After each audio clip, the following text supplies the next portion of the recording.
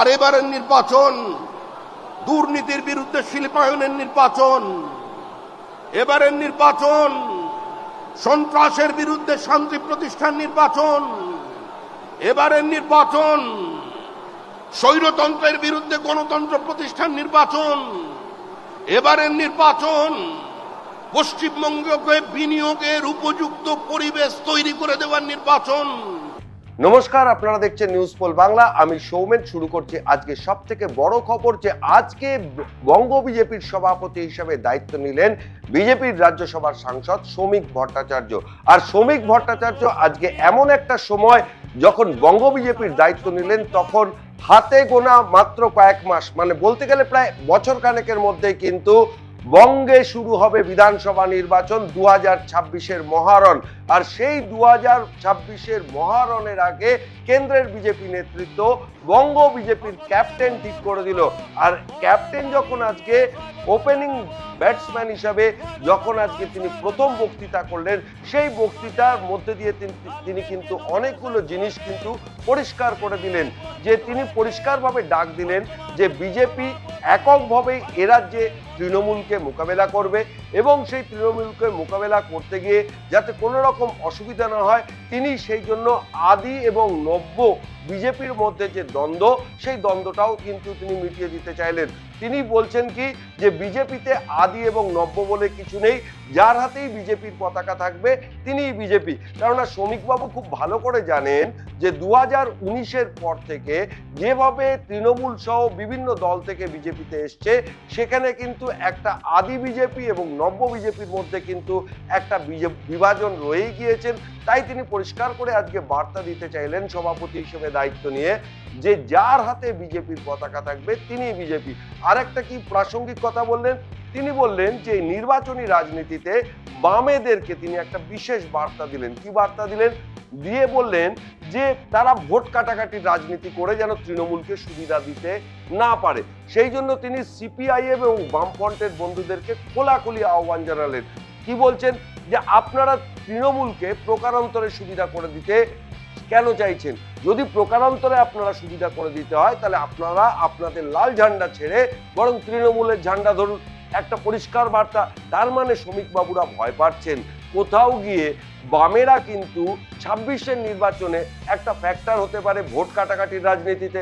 আরেকটা কি বার্তা দিলেন? তিনি বললেন যে তৃণমূল যে ভাষা বোঝে সেই ভাষাতেই কিন্তু বিজেপি জবাব দেবে।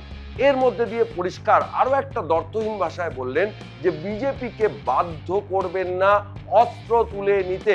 তার মানে কি, কোথাও কি 2026-এর যে হাই ভোল্টেজ নির্বাচন এ রাজ্যে হবে, সেই নির্বাচনে কোথাও কে অস্ত্রের ঝঞ্ঝানানির আশঙ্কা করছেন শ্রমিকবাবু? কেননা শ্রমিকবাবু দীর্ঘদিন প্রায় 4 দশকেরও বেশি সময় ধরে তিনি রাজনৈতিক অভিজ্ঞতা রয়েছেন। তিনি আরএসএস এর ঘনিষ্ঠ। তিনি বসিরহাট দক্ষিণের উপনির্বাচনে জিতে রাজ্য বিধানসভায় গিয়েছিলেন। তারপর তিনি কিন্তু রাজ্যসভার সাংসদ হয়েছেন সাম্প্রতিককালে। ফলে সব মিলিয়ে আরএসএস এমন একজন মানুষের হাতে বঙ্গ বিজেপির দায়িত্ব দিল যিনি কিন্তু আরএসএস এর ঘনিষ্ঠ। তাই শ্রমিকবাবুর আজকে সারাদিনের বক্তৃতায় কিন্তু বারবার ঘুরে এসেছে কিন্তু অমিত শাহের নাম। তিনি ভোট স্ট্র্যাটেজিস্ট হিসেবে অমিত শাহকেই বলছেন এই মুহূর্তে ভারতবর্ষে অমিত শাহের কোনো বিকল্প নেই।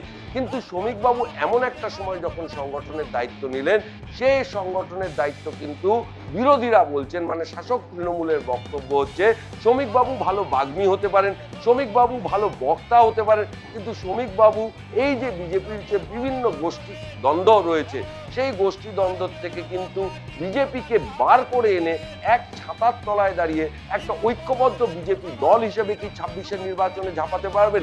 এটা শ্রমিকবাবুর কাছে সব থেকে বড় চ্যালেঞ্জ। আর শ্রমিকবাবুর সব থেকে পজিটিভ দিকটা কি আছে? শ্রমিকবাবু দক্ষ সংগঠক হিসাবে তিনি বহুদিন আরএসএস এ কাজ করেছেন।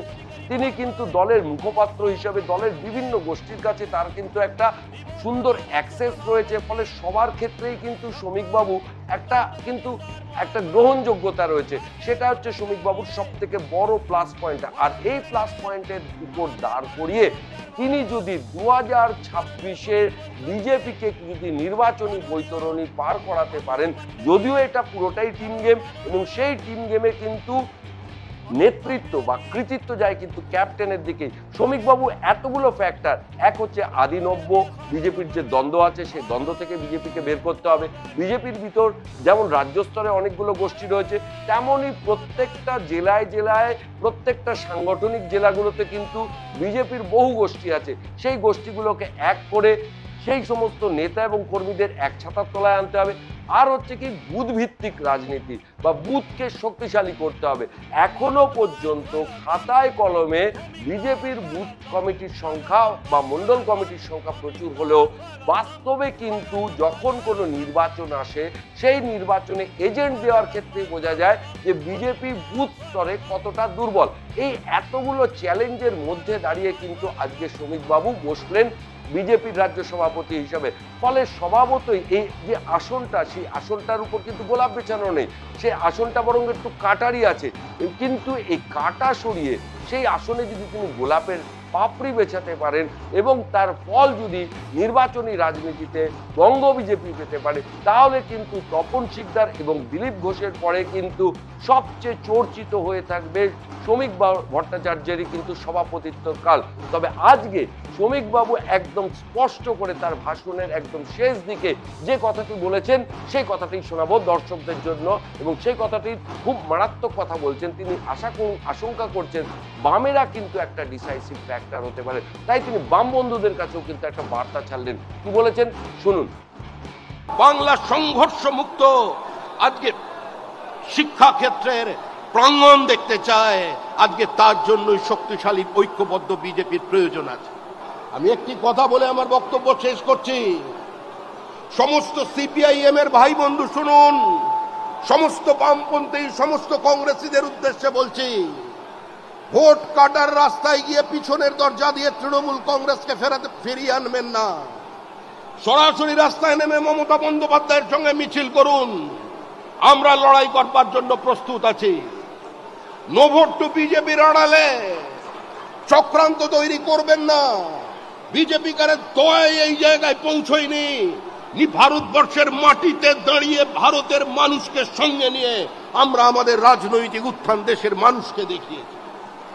তাই যার যার পতাকা আছে ওই পতাকাগুলো কিছুদিনের জন্য একটু আলমারির ওপরে তুলে রাখুন, পথে নামুন, তৃণমূলকে সরান, তৃণমূলের বিসর্জন দিন। 2026-এর নির্বাচন তৃণমূলের বিসর্জন।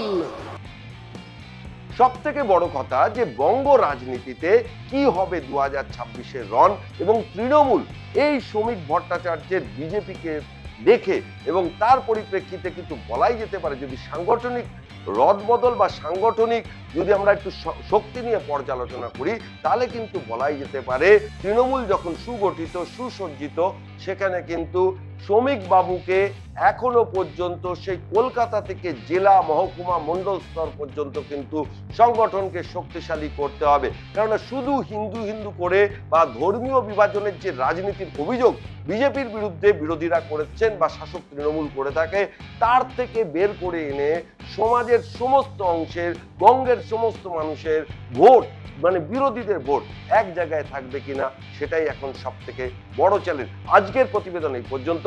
সমস্ত খবর এবং আপডেটের জন্য চোখ থাকুক নিউজ পোল বাংলায়। নিউজ পোল বাংলা, খবর বিশ্বজুড়ে।